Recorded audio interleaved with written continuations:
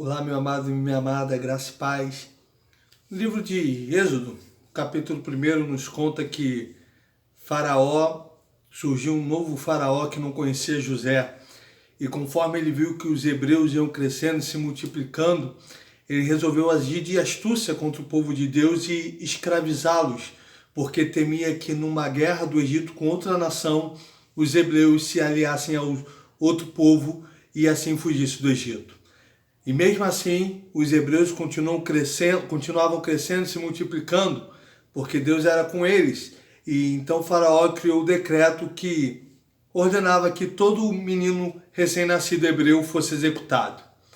Pois bem, foi esse decreto que fez com que Moisés fosse parar no palácio de Faraó e anos depois se tornasse o libertador do povo do Egito e ferisse o Egito com as 10 pragas. Antes disso, quando José foi até os seus irmãos, a mando de Jacó, para ver como eles estavam agindo, seus irmãos, a virem José de longe, resolveram matá-lo e disseram: "Vamos matá-lo e vejamos o que será dos seus sonhos." Mas, por intervenção divina, eles resolveram vender José para o Egito. E foi exatamente a venda de José para o Egito que contribuiu para que o sonho de Deus na vida de José se realizasse e José chegasse até o trono. Deus é soberano e permanece no controle de todas as coisas, no controle da minha e da sua vida.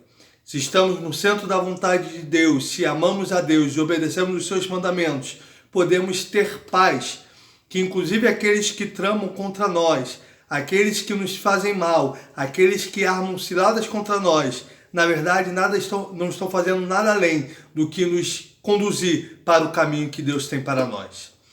O diabo, quando quis tocar na vida de Jó e tirou tudo de Jó com a permissão de Deus, ele nada mais fez aquilo do que Deus queria, que era tratar na vida de Jó. E por isso que em Jó 42, Jó diz: "Bem sei que tudo podes e nenhum dos teus planos podem ser frustrados." Eu falei coisas que eu não entendia e agora eu te conhecia de ouvir falar, mas agora os meus olhos te veem. Todo o sofrimento e aflição que Jó passou não foi porque o diabo fez aquilo, mas Deus permitiu, porque Deus tinha um propósito de se revelar e tratar a vida de Jó. E Jó continua um exemplo para nós, porque no livro de Tiago diz que nós devemos ter como exemplo a paciência de Jó e ver como Deus restaurou a sua sorte, porque Deus é cheio de compaixão e misericórdia. Na vida de Moisés, José, Jó, Mardoqueu, quando Amã preparou uma forca para pendurá-lo e no dia seguinte ele foi pendurado e enforcado naquela mesma forca e Mardoqueu foi exaltado. Essa história está no livro de Esther.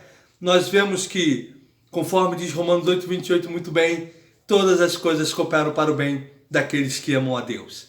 Quando nós confiamos nisso, quando nós entendemos isso, que Deus é soberano e que nada é por acaso, não existe acaso, não existe coincidência no mundo governado por Deus. Como diz Tozer, eu sempre gosto de citar essa frase: ao contrário dos homens, Deus nunca age sem propósito. Tudo aquilo que Ele permite que vem sobre as nossas vidas, quando estamos no centro da vontade de Deus, não quando pecamos e sofremos as consequências do nosso pecado, mas quando estamos no centro da vontade de Deus, como José estava. José foi traído pelos seus irmãos. José foi falsamente acusado de estupro sendo inocente. Mas tudo isso cooperou para que ele chegasse ao cargo de governador do Egito.